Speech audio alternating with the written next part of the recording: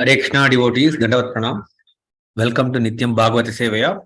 Today we will be playing the remembrance and glorification of Srila Prabhupada, shared by His Grace Ramesvara Prabhu. Hare Krishna, I will be sharing the screen now.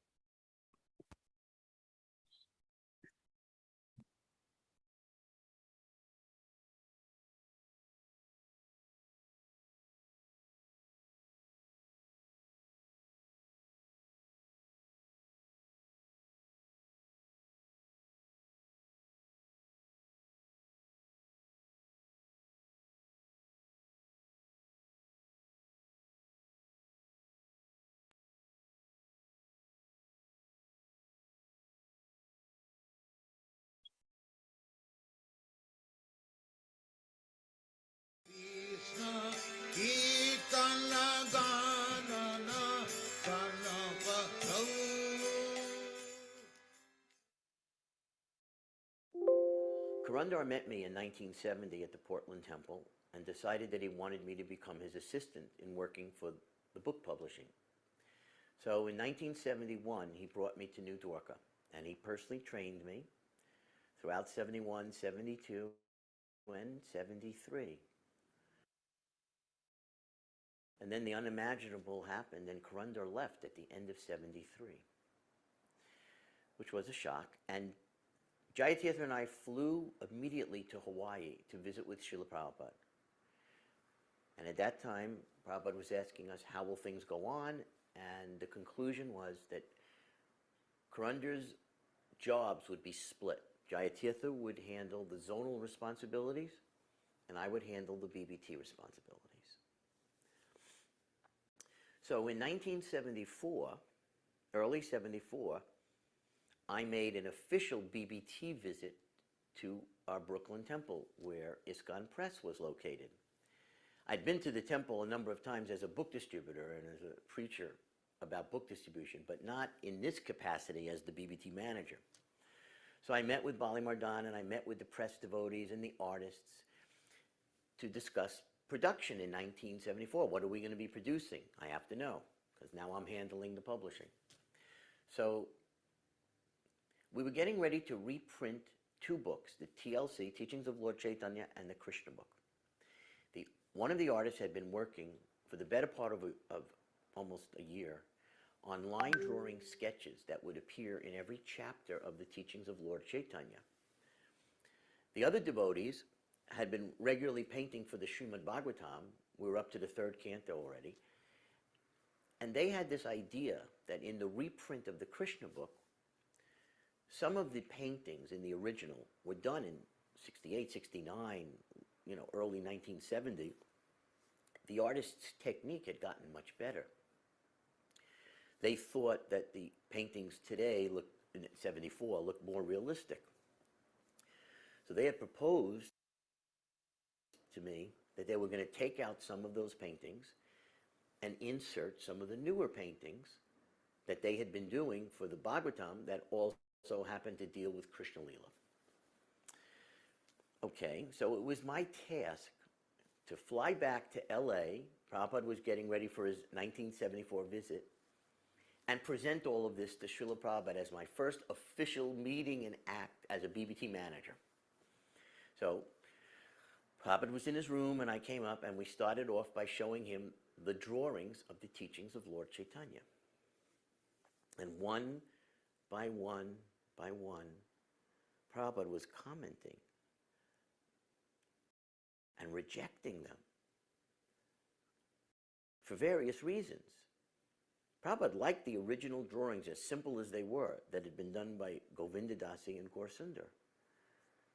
These drawings, while technically, I think, superior, lacked in so many ways, according to Srila Prabhupada.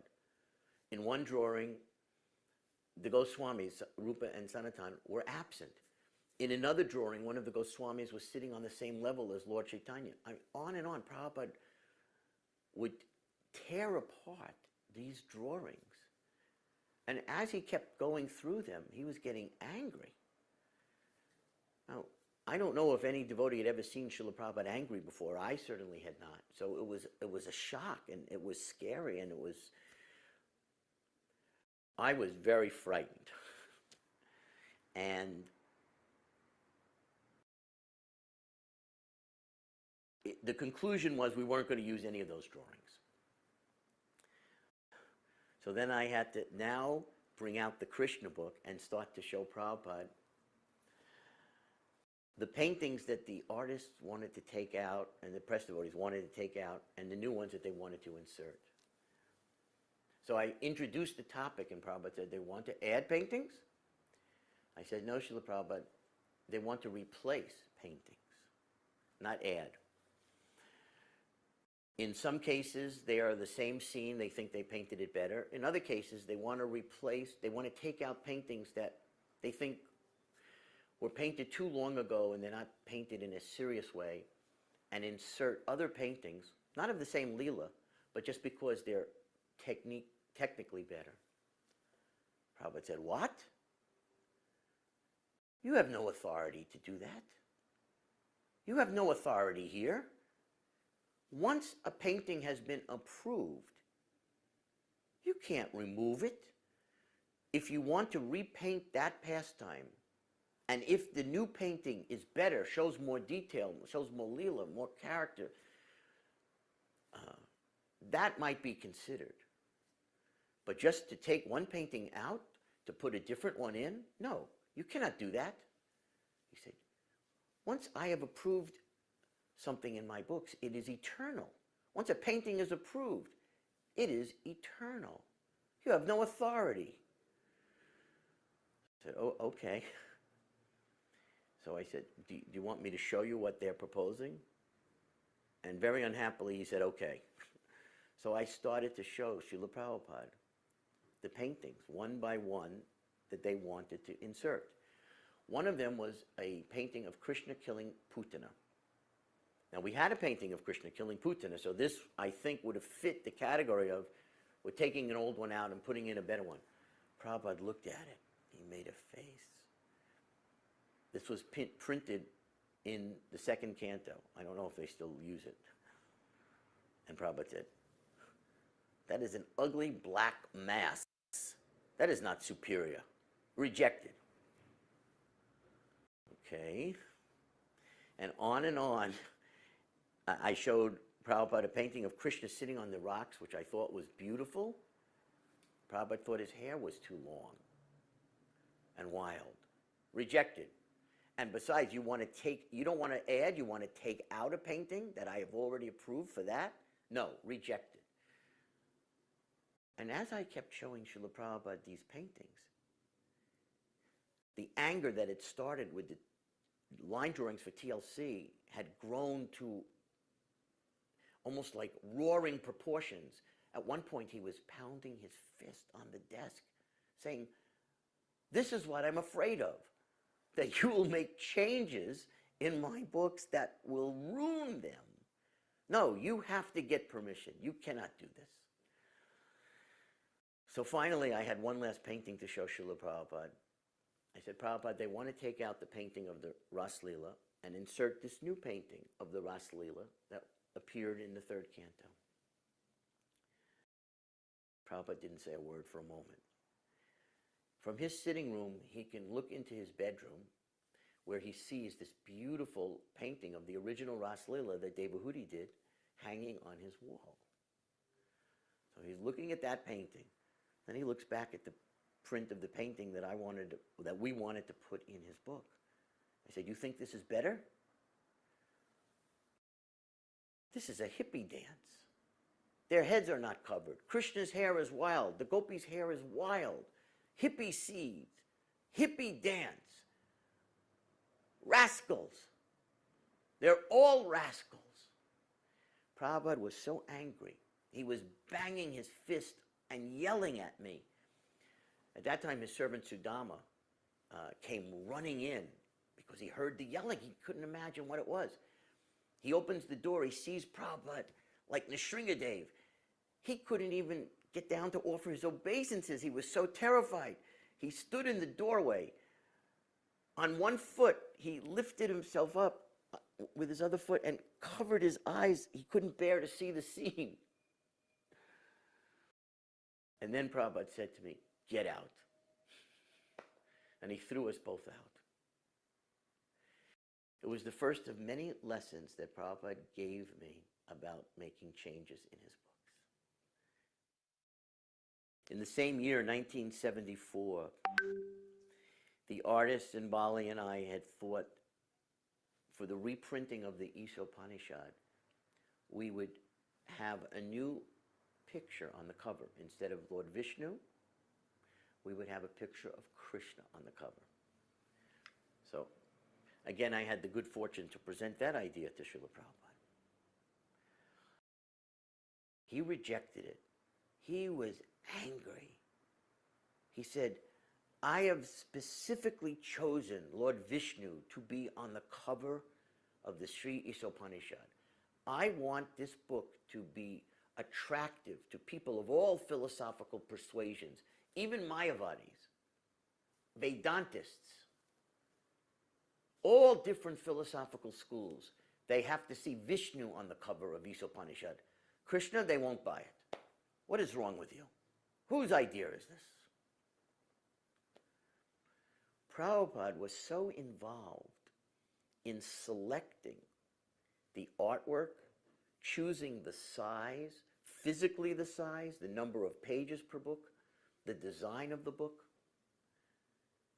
Prabhupada's genius was that he was taking books of the highest philosophy and making them popular. Philosophy books aren't popular. Philosophy books don't sell anywhere in the world. But Prabhupada's genius was to have these gorgeous art paintings carefully chosen to insert in philosophy books to sell them to the average persons all over the world. This was genius marketing on Srila Prabhupada's part. And he was in charge. He planned this. You could not make a change if he didn't approve it.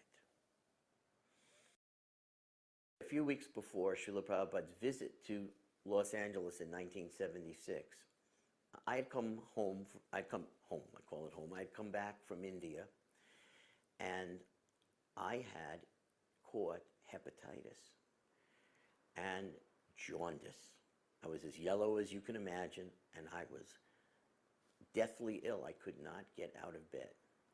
And some of my GBC godbrothers knew this at the time, and Kirtananda had connected me to a Indian doctor who was part of the congregation of New Vrindavan, who had prescribed a specific diet for me that was going to cure me of hepatitis. Srila Prabhupada heard that I was sick, and his secretary at the time was Pusta Krishna Maharaj. So he called and found out that I was on this diet. They wanted to know how I was because Prabhupada was getting ready to come here.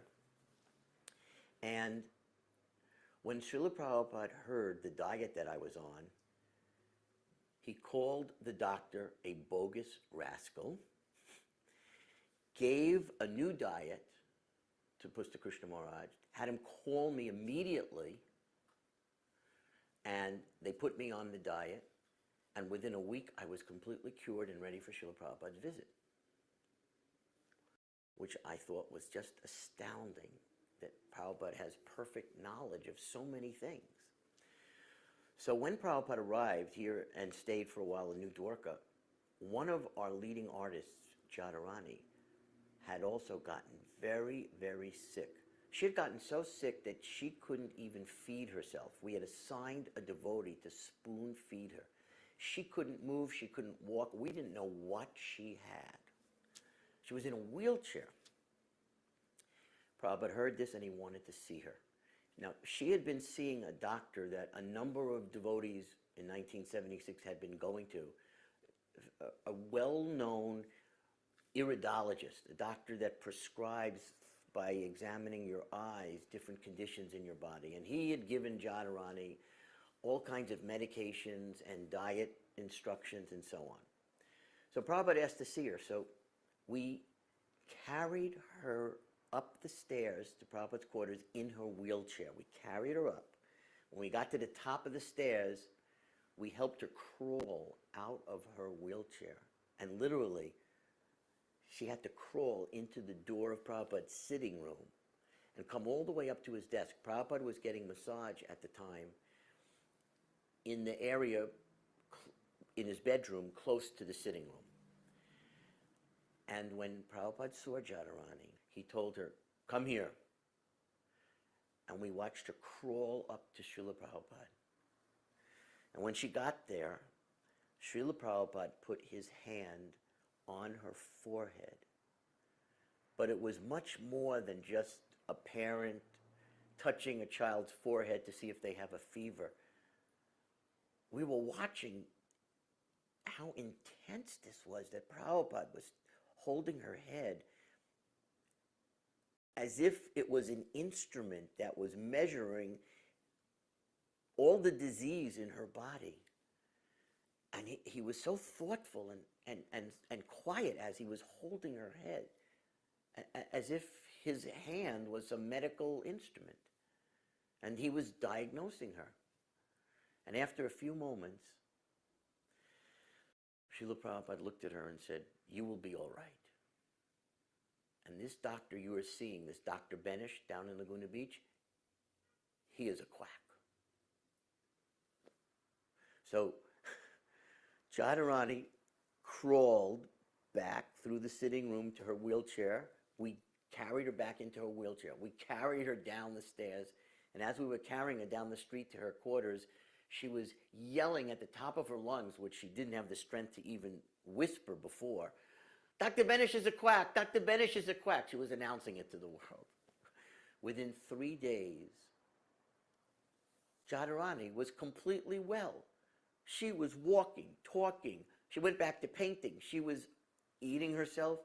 She had been cured. It was exactly like a miracle health cure, right? Something out of the New Testament. That's exactly what happened. Srila Prabhupada had the ability to cure us on every level imaginable. In January of 1977, I was traveling with Srila Prabhupada as his personal secretary, and we had a lot of opportunities to have intimate conversations, especially when we were traveling by train to the Kumbh Mela and so on. So on one particular conversation, we were talking about the topic of nuclear war. Prabhupada had spoken about this over the last 2 years, predicting that America and Russia would start a nuclear war through their proxy states, India and Pakistan. And this had been a topic of great concern and kata all over ISKCON for some years. So I did ask Srila Prabhupada, was there any chance of this war being averted? And at first he said no. He said, communism is so evil. We must force this war to happen. Communism has to end.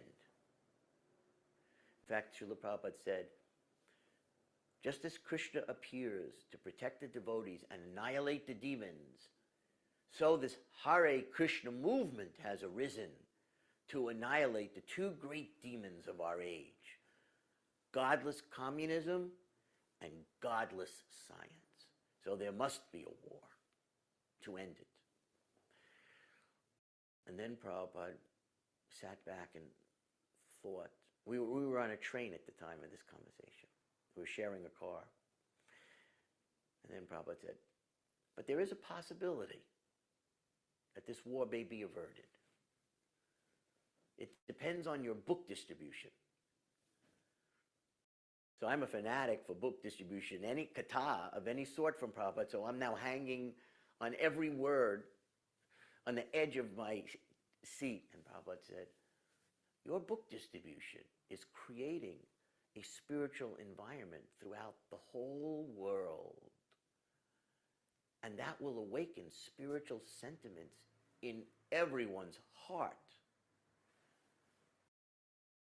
And as that awakens, as you continue this book distribution, that spiritual sentiment may bring down communism from within.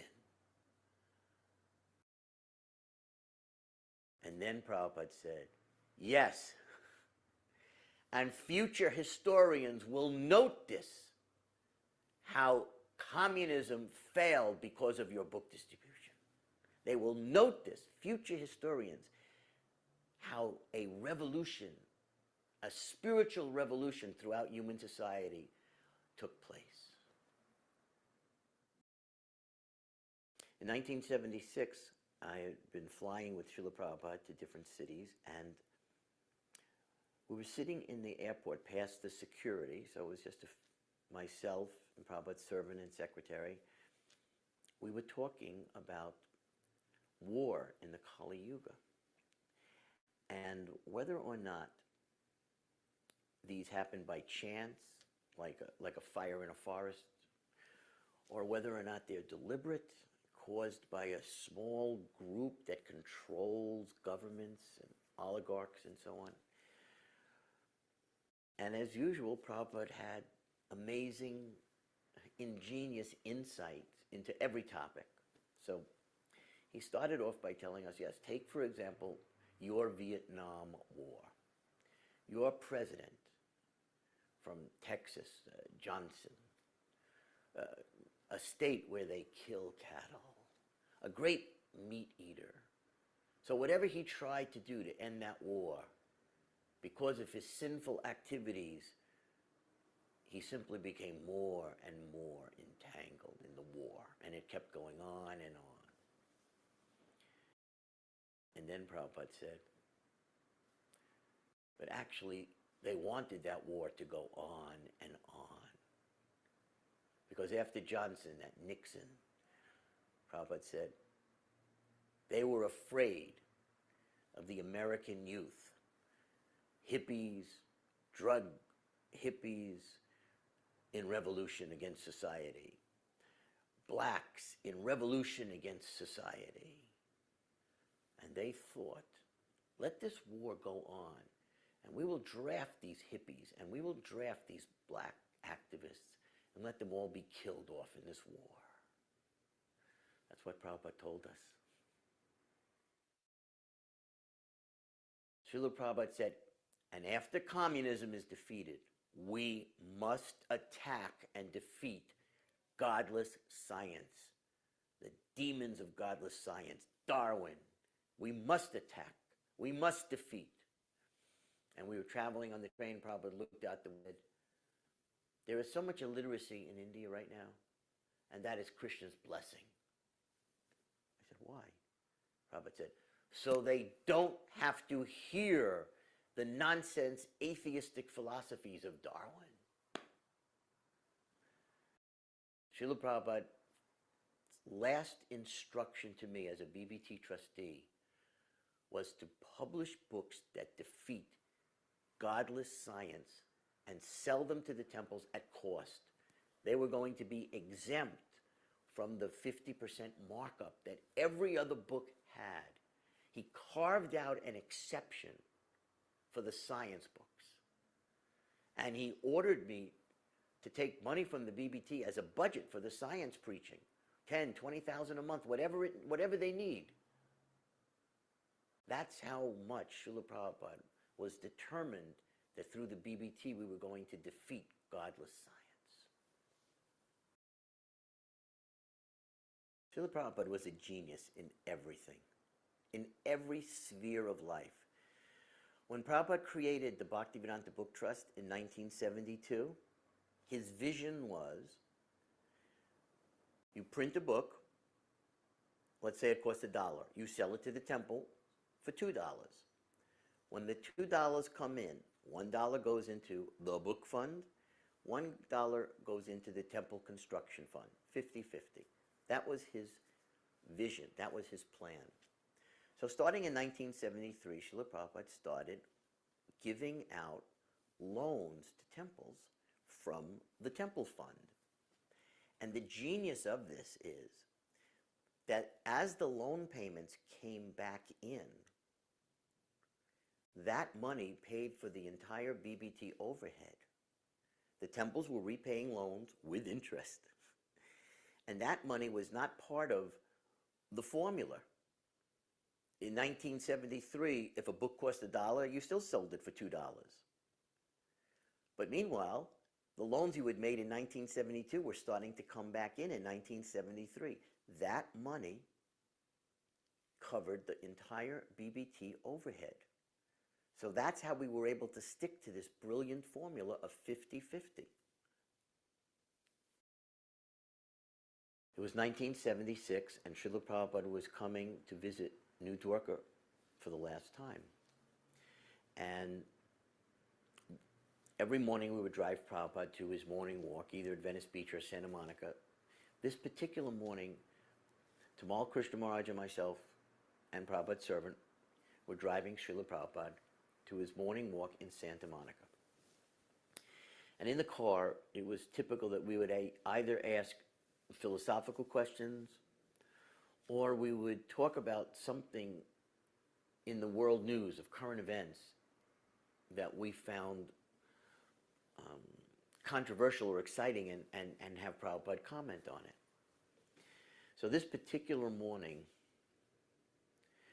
a news story had broken the day before that was, to us, somewhat astonishing. There was a group of demented artists in New York that had captured headlines all over the world by having a party in which they served and ate the flesh of aborted fetuses. This artist, the leader of this group was Andy Warhol, and he was famous for sensational shock. And so we started to tell Srila Prabhupada this story. And I thought Prabhupada was going to comment on the demonic nature of the living entity and the horror of slaughtering anyone for food. But instead, as we told Prabhupada this story, he leaned back on the back seat of the car, and he said, yes, they have not yet learned in this Kali Yuga that human flesh is the tastiest of all meats. That will come in the future of Kali Yuga. So Tamal and I were astonished at Prabhupada's response to this story. It was not what we were expecting. And in that instant of realization that, my God, Prabhupada knows everything. He knows what the future of Kali Yuga is. How does he know what meat tastes like? What to speak of which meat is the tastiest? Is human flesh? I mean, our minds were literally, I guess you could say, blown by it. We were just amazed that Prabhupada knows everything. And I blurted out, Srila Prabhupada, you know everything about everything. You see the future, you comment on things that are current, but also talk about the future. And I said, this is what makes your book so unique. Previous great acharyas have written commentaries on Bhagavad Gita and Srimad Bhagavatam, but yours are not only perfect for the time that we're living in, but they're perfect for the future, because you have the ability to see the future and you comment on it in your purports. And it's just amazing to me how unique your books are, and special they are. And Srila Prabhupada smiled and said, yes, my books will be the law books for humanity for the next 10,000 years. That is how I think as I write each word. Sometime in 1971, Srila Prabhupada had told Karandar that his vision for New Dwarka went way beyond just the building that we had bought for the world headquarters. He wanted us to buy the residential buildings and start buying up the block. And he told Karandar, you buy the first building, then you go to a bank and borrow. You take out a mortgage on the first building. Use that money to buy the second building. that second building doesn't have a mortgage because you just bought it with the other money. So now you take out a mortgage on the second building and you use that to buy the third building. And in this way, you buy up the block. And Prabhupada told Karunda, this is called frying the fish in its own oil. And that's how we bought all these buildings that make up the New Dwarka community. Between 1972 and 1975, we had bought 6 or 7 buildings. Prabhupada was a genius. Watching the loans that Srila Prabhupada made gives you an idea of how this movement grew in many ways. In 1973, about $250,000 was loaned out to temples. In 1974, it was just under $500,000 that was loaned out to temples. In 1975, it was a little over $1 million that was loaned out to temples. Are you seeing the pattern of book distribution doubling every year? At the end of 1975, we had just finished the Chaitanya Charitamrita 17-book marathon. Now we knew we could do anything. There is no such thing as impossible. So at the end of 1975, we get a letter from Srila Prabhupada that they have finally gotten permission to build the beautiful Bombay Temple, Hotel, Theater, and Cultural Center in Juhu Beach. And Prabhupada wrote in the letter, we have just signed a contract with a major construction managing company. As a result, I will need you, in addition to the loans you're making and in addition to the books you're printing, to send to Bombay every month $70,000 in order to fulfill this contract and build the Bombay Temple. So in 1976, the loans plus the Bombay money totaled almost $2 million. Again, it doubled. And when the Bombay Temple had its grand opening in 1977, that's 35 years ago, LA became the sister city, the sister temple to Bombay as a result. And thereafter, 1977, that same $70,000 or $80,000 a month that we were sending continued to Vrindavan and mainly to Mayapur. And as long as we could afford it, we kept sending that much money to the India projects from the book distributors. Srila Prabhupada came for a long visit in New Dwarka starting in March of 1973. We had just had the first book distribution Christmas marathon in 72. So this was a very exciting time. And I was a Sankirtan leader at the time, so when Prabhupada was here, every day I would compile a report of all the scores for each book distributor, devotee by devotee, how many books they distributed. And at night I would bring them that report over to Prabhupada's quarters. I'd wait at the bottom of the stairs, and either Brahmananda or Shruti Kirti would come down around 9:30 to collect it from me. And they were going to read it to Prabhupada, either that night or the next day during his massage. And I would go back every day at around 11 in the morning to meet them at the stairs and find out what happened. What did Prabhupada say? Because we lived for any instruction, any word, any encouragement.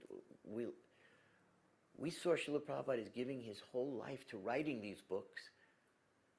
And we saw ourselves as giving our whole lives to distributing these books. So there was this phenomenal relationship going on with the Sankirtan devotees and Prabhupada at that time. One day Shruti Kirti came down and told me that they had read it to Prabhupada the night before. And as he was lying in his bed, he was rolling from side to side in ecstasy, exhibiting ecstatic symptoms. And he uttered the words, "We will smash all these bogus incarnations." So this was going on for weeks. And finally, on March 20th, 1973, after massage, Prabhupada said, "Give me that report." And he went over to his desk and he hand wrote a note to the Sankirtan devotees and gave it back to them to give to me. My dear boys and girls, you are all working so hard to broadcast the glories of Lord Krishna's lotus feet. And because of that, you have pleased my Guru Maharaj so much that he will bestow his mercy upon you 1,000 times more than me. And that is my satisfaction. Your ever well wisher, A.C. Bhaktivedanta Swami.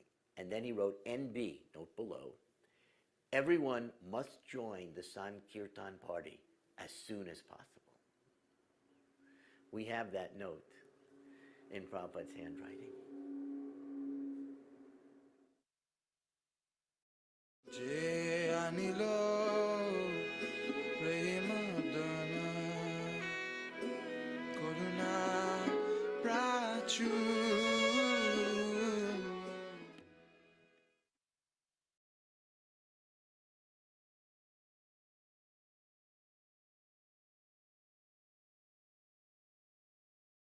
Hare Krishna devotees, Dandavat Pranam. Thank you, Srila Prabhupada. Thank you, Grace Ramesvara Prabhu.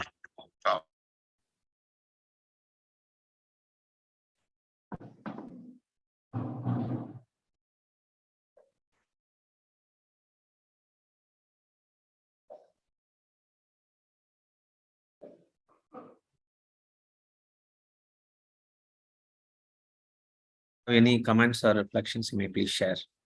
I will, I think from some devotees, I hear the audio volume was a little low. I will try to download and see whether we can do something with the audio for next week.